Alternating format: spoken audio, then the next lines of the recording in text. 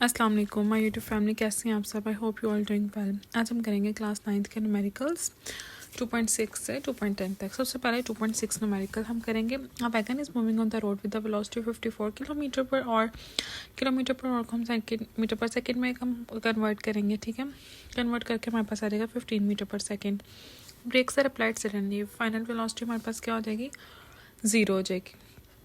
The wagons cover a distance of 25 metre before stopping determine the acceleration of the wagon. ठीक है, तो हमारे पास फॉर्मूला क्या आएगा? 2ac is equal to V F square minus V I square. ठीक है, सबसे पहले हम इसमें वैल्यूज पुट करेंगे सबकी। हमारे पास 225 उस साइड पर आ जाएगा, 58 225 एक्सेलरेशन हमारे पास इस साइड पर आ जाएगा और 50 उधर आके डिवाइड हो जाएगा। नेगेटिव एक्सेलरेशन की वजह से नेगेटिव साइन आ जाएगा, minus 4.5 metre per second square. Next है हमारे पास 2.7. A stone is dropped from a height of 45 meter. How long it will take to reach the ground? What will be its velocity just before hitting the ground? Height हमारे पास कितनी है? 45 metre. Time हमने find करना है और final velocity भी हमने find करनी है। ये एक बॉल है, एक हाइट से ड्रॉप हुआ है, ठीक है, और 45 मीटर की हाइट से ड्रॉप हुआ है। टाइम हमने फाइंड करना है और just before hitting the ground हमने क्या करना है? फाइनल वेलोसिटी फाइंड करनी है। हाइट से ड्रॉप हुआ तो हमारे पास जो इनिशियल वेलोसिटी है वो 0 होगी। इसमें हम फार्मूला लगाएंगे, height is equal to V plus half T two square, second law of second equation of motion से, जिसमें डिस्टेंस को हम रिप्लेस कर देंगे हाइट से और एक्सेलरेशन को ग्रेविटेशनल एक्सेलरेशन से। इसी तरह हम इसमें क्या करेंगे? वैल्यूज पुट कर लेंगे। ठीक है, टी की वैल्यू हमने फाइंड करनी है, वो वैसे एज इट इज़ पुट कर देंगे। ठीक है, तो हमारे पास 0 टी इनिशियल वेलोसिटी जो 0 है वो ख़त्म हो जाएगा। 45 is equal to 0 plus half 5 हो जाएगा T square. Okay, 45 divided by 5 करेंगे, टी स्क्वायर, टी का स्क्वायर रूट हम लेंगे तो हमारे पास क्या आ जाएगा?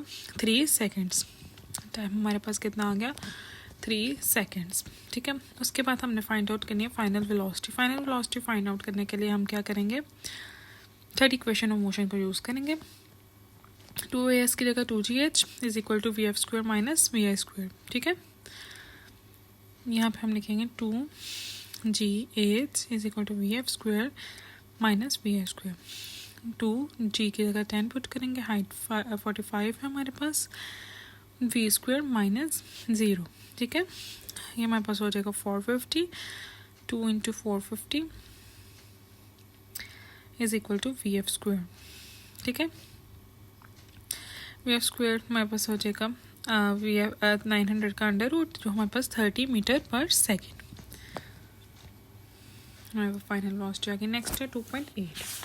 2.8, a car travels 10 kilometer an average velocity of 20 meter per second, then it travels in the same direction through a diversion of at an average velocity of 4 meter per second for the next 0.8 kilometer. Determine the average velocity of the car for the total journey.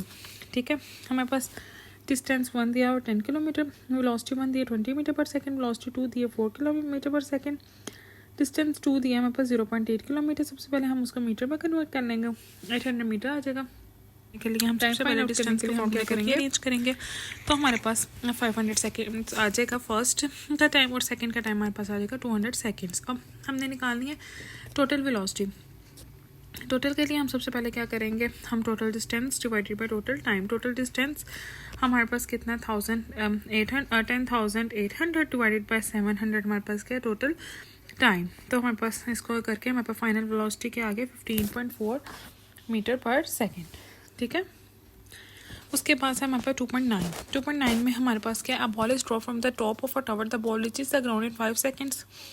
ठीक है, find the height of the tower and the velocity of the ball with which it strikes the ground. ठीक है, ball हमारे पास drop हुई है। ठीक है, velocity initial हमारे पास कितनी है? 0। हमने फाइंड आउट क्या करना है? हाइट फाइंड करनी है। हाइट के लिए V I T plus half G T square, सब वैल्यूज हम लोग इसमें फिट कर देंगे। हमारे पास क्या आ जाएगा?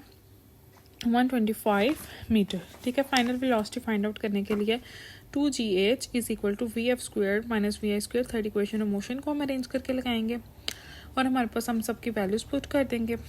इनिशियल वेलोसिटी 0 होगी क्योंकि ड्रॉप हुआ था हाइट से। इधर 2500 हमारे पास आ जाएगा। इसको हम टोटल करेंगे तो 2500 is equal to V F square. तो वी एफ फाइंड आउट करने के लिए 15 मीटर पर सेकेंड हम इसका अंडर रूट ले लेंगे। उसके बाद है 2.10 जी। 2.10 a cricket ball is hit so that it travels straight up in the air. ठीक है। An observer notes that it took 3 seconds to reach the highest point. What was the initial velocity of the ball if the ball was hit 1 meter above the ground? How high did it rise from the ground? ठीक है। H1 हमारे पास 1, ठीक है। उसके बाद time हमारे पास 3 seconds है। We आई हमने फाउंड करनी है। वी एफ क्योंकि हाइट पे जाएगा तो 0 हो जाएगी। हमारे पास हम फार्मूला लगाएंगे हम यहाँ पे V F is equal to V I plus A T, first equation of motion. A की जगह जी हो जाएगा, नेगेटिव ग्रेविटेशनल की वजह से उसका नेगेटिव साइन हो जाएगा।